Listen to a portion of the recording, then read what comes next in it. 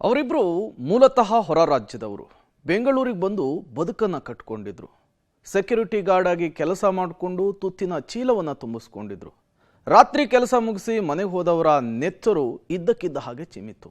ಅಷ್ಟಕ್ಕೂ ಏನಾಯ್ತು ಅವರಿಬ್ಬರಿಗೆ? ಅದರ ಕಂಪ್ಲೀಟ್ ರಿಪೋರ್ಟ್ ನಿಮ್ಮ ಮುಂದೆ. ಬೆಂಗಳೂರಿನ ಯಲಹಂಕ ನ್ಯೂ ಟೌನ್ನ ಬಸವೇಶ್ವರ ದೇವಸ್ಥಾನದ ಬಳಿ ಡಬಲ್ ಮರ್ಡರ್ ಆಗಿದೆ.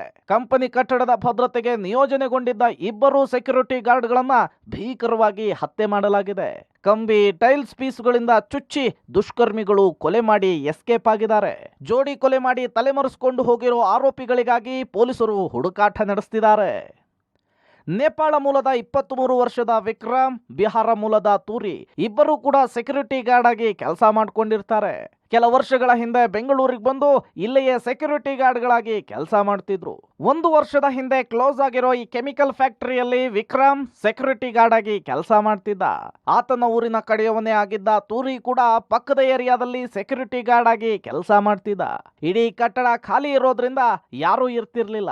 ಹೀಗಾಗಿ ಆಗಾಗ ಈ ಇಬ್ಬರು ಈ ಕಟ್ಟಡದ ಆವರಣದಲ್ಲಿ ಪಾರ್ಟಿ ಮಾಡ್ತಿದ್ರು. ನಿನ್ನೆ ರಾತ್ರಿ ಕೂಡ ಕೊಲೆಯಾಗಿರುವ ಇಬ್ಬರು ಸೆಕ್ಯೂರಿಟಿ ಗಾರ್ಡ್ಗಳು ಪರಿಚಯಸ್ಥರೊಟ್ಟಿಗೆ ಸೇರಿ ಎಣ್ಣೆ ಪಾರ್ಟಿ ಮಾಡಿದ್ದಾರೆ.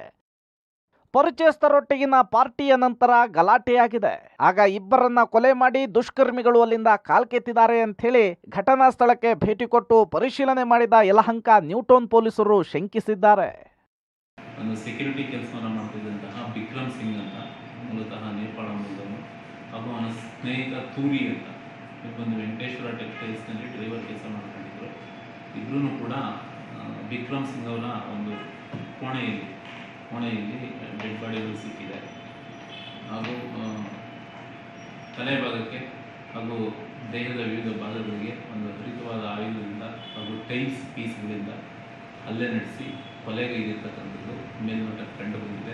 ನಿನ್ನೆ ರಾತ್ರಿ ಆಗಿರುವ ಡಬಲ್ ಮರ್ಡರ್ ಯಾರಿಗೂ ಗೊತ್ತೇ ಆಗಿರೋದಿಲ್ಲ. ಬೆಳಗ್ಗೆ ಸ್ಥಳೀಯರೇ ಹೋಗಿ ನೋಡಿದಾಗ ಘಟನೆ ಬೆಳಕಿಗೆ ಬಂದಿದೆ. ಕೂಡಲೇ ಯಲಹಂಕ ನ್ಯೂ ಟೌನ್ ಠಾಣೆಗೆ ಸ್ಥಳೀಯರೇ ಮಾಹಿತಿ ಕೊಟ್ಟಿದ್ದಾರೆ. ಪೊಲೀಸರು ಸ್ಥಳಕ್ಕಾಗಮಿಸಿ ಪರಿಶೀಲನೆ ನಡೆಸಿ ಪ್ರಕರಣವನ್ನ ದಾಖಲಿಸಿಕೊಂಡಿದ್ದಾರೆ. ಯಾರು ಬರ್ತಾ ಇಲ್ಲ, ಅವ್ರಿಗೆ ಒಬ್ಬನೇ ಇದ್ದಿದ್ದು. ಅವನು ಅಷ್ಟು ಅಂಗಡಿಗೆ ಏನು ಬರ್ತಾ ಇಲ್ಲ, ಕಾಫಿ ಟೀಗೇನು ಬರ್ತಾ ಇಲ್ಲ. ಅವನು ಒಳಗಡೆ ಇರ್ತಿದ್ದ ಅಷ್ಟೇ. ನಮಗೇನು ಅವನು ಅಷ್ಟು ಟಚ್ ಇಲ್ಲ ಸರ್. ನಾನು ಮೊನ್ನೆ 6 ಗಂಟೆಗೆ ಬಾಗ್ಲಾಗ್ದವನು, ಬೆಳಿಗ್ಗೆ ಬಂದು ಬಾಗ್ಲು ತೆಗೆದ ಅಷ್ಟೇ ನಾವು ಟೀ ಅಂಗಡಿ. ಪ್ರಕರಣವನ್ನ ದಾಖಲಿಸಿಕೊಂಡು ತನಿಖೆ ನಡೆಸ್ತಾ ಇರುವ ಪೊಲೀಸರಿಗೆ ಒಂದಷ್ಟು ಸಾಕ್ಷ್ಯಗಳು ಕೂಡ ಸಿಕ್ಕಿವೆ. ಸಿಸಿಟಿವಿ ಪರಿಶೀಲನೆ ವೇಳೆ ಪಾರ್ಟಿಯಲ್ಲಿ ಭಾಗಿಯಾಗಿದ್ದವರ ಗುರುತನ್ನ ಪತ್ತೆ ಹಚ್ಚಿದ್ದಾರೆ. ಸಿಸಿಟಿವಿಯಲ್ಲಿ ಅನುಮಾನಾಸ್ಪದವಾಗಿ ಓಡಾಡ್ತಾ ಇದ್ದ 3ರನ್ನ ವಶಕ್ಕೆ ಪಡೆದು ವಿಚಾರಣೆ ನಡೆಸಿದ್ದು, ತನಿಖೆಯ ಬಳಿಕ ಹತ್ಯೆಗೆ ನಿಖರ ಕಾರಣ ಗೊತ್ತಾಗಬೇಕಿದೆ. Nagesh, public TV, Bengaluru.